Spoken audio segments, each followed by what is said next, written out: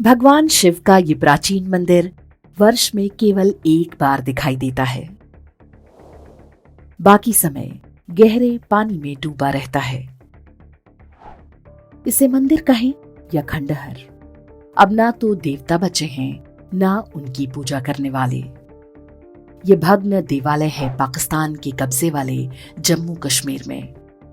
इसी स्थान पर कभी मीरपुर नाम का एक समृद्ध सांस्कृतिक नगर हुआ करता था, लेकिन स्वतंत्रता के ठीक बाद मीरपुर में रहने वाले 20,000 हिंदुओं और सिखों को मौत के घाट उतार दिया गया। यहां तक कि उनकी संस्कृति और इतिहास को भी नष्ट कर दिया गया। क्या है मीरपुर की कहानी? यहां पीढ़ियों से रह रहे हिंदुओं और सिखों को किसने और क्यों मारा? क्यों आज मीरपुर और उसकी ऐतिहासिक विरासत पानी के अंदर डूब चुकी है? इन सारे प्रश्नों के उत्तर आगे हम आपको बताएंगे। 15 अगस्त वर्ष 1947 को भारत स्वतंत्र हुआ।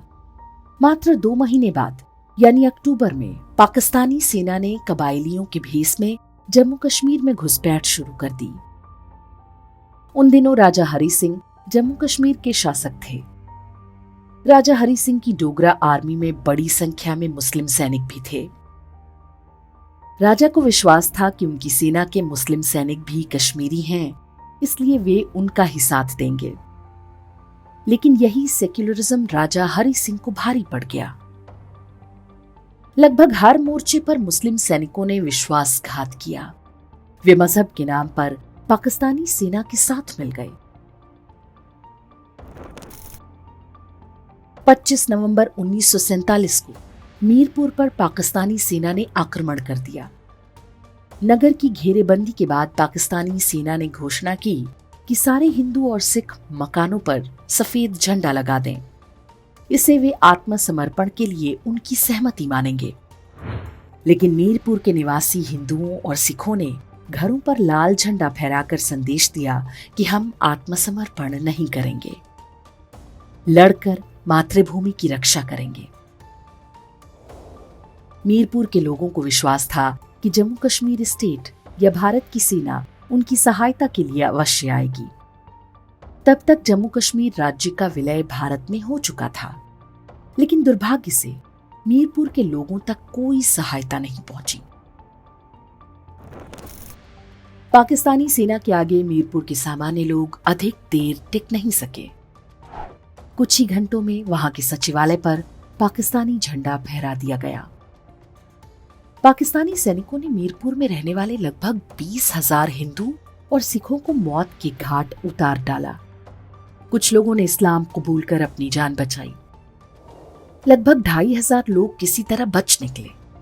कई दिन तक भूखे प्यासे पैदल चलकर वे जम्मू तक पहुंचे। मीरपुर में हुई मजहबी बर्बरता की कहानी उनके माध्यम से ही लोगों को पता चली। मीरपुर पर आक्रमण के लिए पाकिस्तानी सेना ने कबायलियों और पठानों के साथ एक समझौता किया था। तय हुआ था कि वहां रहने वाले हिंदुओं और सिखों की सारी संपत्ति पाकिस्तान सरकार की होगी और उनकी महिलाएं और बच्चे पठानों और कबायलियों की संपत्ति होंगे। राजा हरि सिंह की सेना के मुस्लिम सिपाहियों ने भी इस नरसंहार में खुलकर हिस्सा लिया। ये बिल्कुल वैसे ही था जैसे वर्ष 1565 में हुए तालीकोट युद्ध में विजयनगर साम्राज्य का पतन हुआ था। सेक्युलरिज्म की नीति कैसे अंतिम हिंदू साम्राज्य विजयनगर के अंत का कारण बनी, इस बारे में हमारे वीडियो का लिंक YouTube के डिस्क्रिप्शन में दिया गया है। मीरपुर के हिंदुओं के साथ असली विश्वासघात किया उनके ही मुस्लिम पड़ोसियों ने। बंटवारे के बाद मीरपुर में रहने वाले कई मुस्लिम परिवार पाकिस्तान चले गए थे। उन्होंने ही पाकिस्तानी सेना को मीरपुर की भौगोलिक परिस्थितियों और रणनीति के बारे में बताया था। अन्यथा पाकिस्तानी सेना कभी मीरपुर पर इतनी आसानी से विजय नहीं पा सकती थी।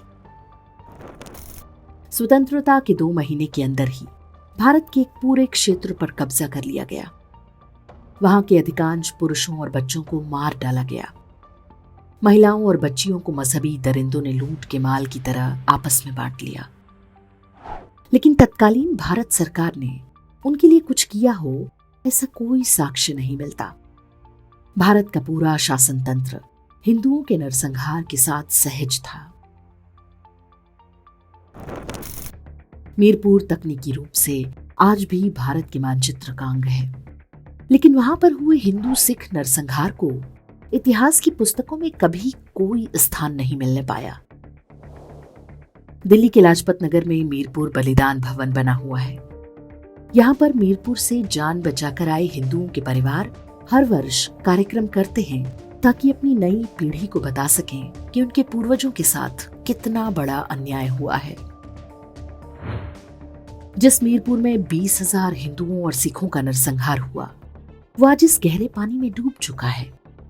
पाकिस्तान कब्जे के बाद ब्रिटिश इंजीनियर्स ने सिंधु नदी जल संधि के अंतर्गत यहाँ झेलम नदी पर मंगला डैम बनाया है। 1961 में इस डैम में पूरा मीरपुर जिला समा गया। पास में ही नया मीरपुर बसाया गया है, जिसमें लोगों को विस्थापित कर दिया गया। गर्मियों में इस डैम का पानी जब नीचे उतरता है तो मीरपुर के हिंदू अतीत की स्मृतियां ताजा हो जाती हैं। इस डैम के एक किनारे पर मीरपुर का ऐतिहासिक रामकोट किला है। खंडहर हो चुका ये किला भी मीरपुर के हिंदू इतिहास की गवाही देता है। किले में एक बहुत प्राचीन शिव मंदिर हुआ करता था। इसका शिवलिंग आज भी वहीं पर उपेक्षित पड़ा हुआ है। पूजा पाठ और जलाभिषेक की तो कल्पना करना भी व्यर्थ है। मीरपुर इकलौता नहीं है। पूरे भारतीय उपमहाद्वीप में हिंदुओं से मजहबी विश्वासघात की ऐसी कहानियां बिखरी पड़ी हैं। ये सब इतिहास के वे सबक हैं जिन्हें न केवल याद रखना होगा बल्कि अगली पीढ़ी को भी बताना होगा, ताकि सेक्युलरिज्म के नाम पर हिंदुओं और हिंदुओं की मातृभूमि के साथ छल करने का साहस अब कोई न करने पाए।